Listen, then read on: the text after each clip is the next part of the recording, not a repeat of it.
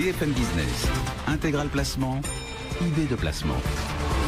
Bonjour Vincent Kutkovitch. Bonjour Cédric. Merci de nous avoir rejoints. Vous êtes le directeur général de bienprévoir.fr. On parle pas mal d'inflation. On voit notamment toutes les banques centrales qui pointent, lorgnent, guettent, surveillent, mettent sous surveillance toutes ces questions de hausse de prix. Et du coup, tout le monde se dit, bon, si vraiment l'inflation fait son retour, qu'est-ce qui va advenir de mes placements? Quel va être l'impact que ça va avoir? On va essayer d'être assez clair là-dessus ce matin. Pédagogique. On commence peut-être par le livret A, tiens.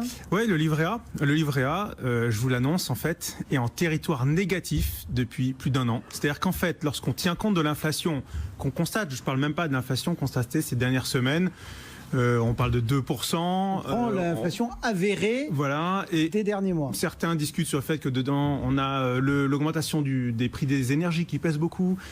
Donc, mettons même ça de côté. Si on prend pas l'inflation, si on prend l'inflation sans les énergies, on est quand même à des niveaux qui dépassent en fait le niveau du livret A.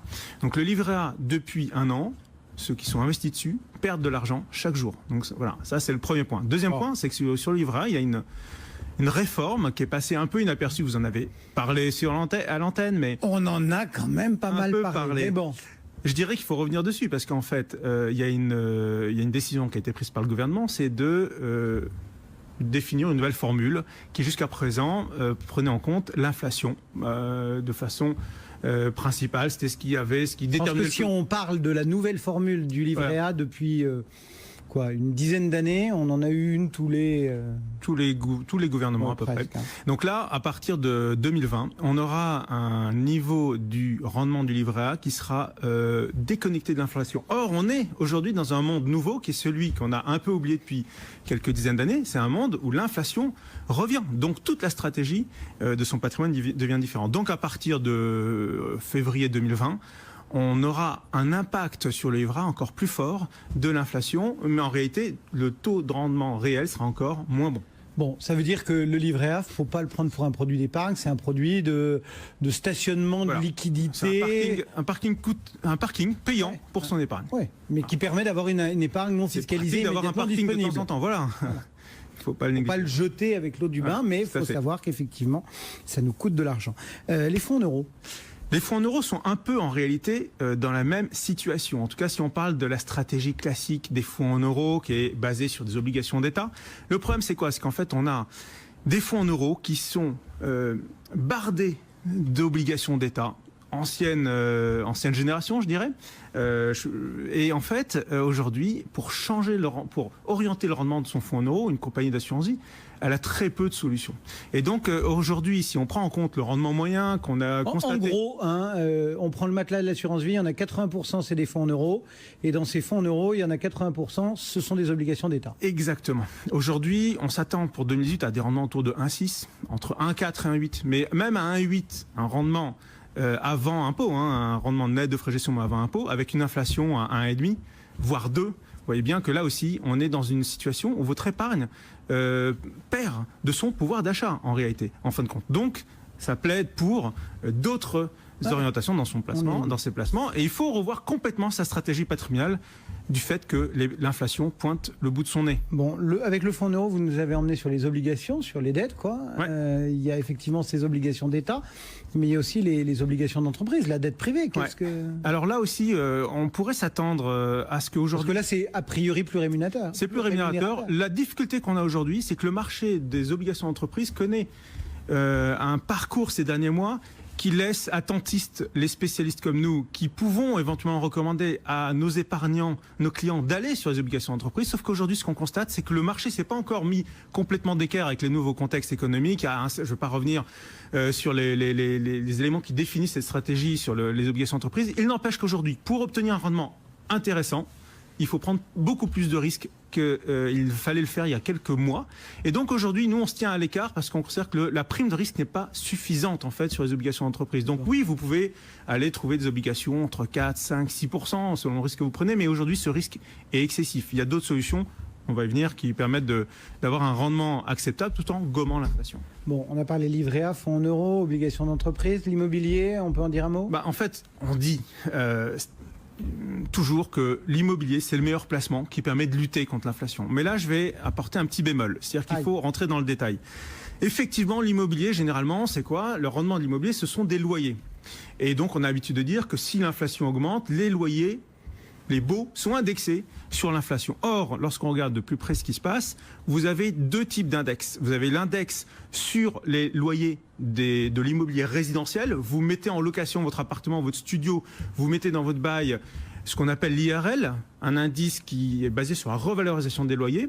Or, cet indice-là communique mal l'inflation, contrairement à ce qu'on peut penser, notamment si on le compare à l'indice ILAT, par exemple, qui est l'indice qui est lié au tertiaire, en fait, qu'on trouve dans les baux, les contrats. Donc, pour lutter contre l'inflation, plus de l'immobilier de bureau, enfin, voilà, commercial. Parce que ça communique mieux. L'indice ILAT, par exemple, sur le tertiaire, communique mieux l'inflation à l'augmentation des loyers. Donc aujourd'hui, si on est dans un contexte de retour de l'inflation, mieux vaut investir pour bénéficier de cette indexation sur l'immobilier tertiaire que sur l'immobilier résidentiel. Je ne parle même pas, on l'a déjà évoqué ici souvent, le problème de rendement dans l'immobilier locatif avec les prix augmentent, les loyers qui sont plutôt figés. Voilà. Donc vous voyez que là, il faut regarder de plus près en fait ce qu'il y a dans les différents supports immobiliers. Du coup, qu'est-ce qu'on peut regarder comme solution selon vous ?